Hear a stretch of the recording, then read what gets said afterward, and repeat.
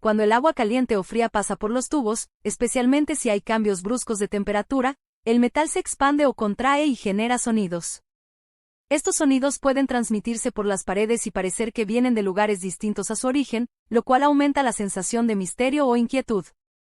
No hay que descartar tampoco el movimiento del techo o la losa, especialmente si hay viento fuerte o cambios de presión atmosférica. En techos de teja o lámina, el viento puede mover algunas piezas ligeramente o provocar vibraciones que se traducen en ruidos secos. Incluso pequeños animales como ratas, gatos o aves pueden causar sonidos que se perciben como crujidos o golpes, sobre todo si caminan o corren por zonas altas o entre paredes. Si te gustó el video, no olvides suscribirte.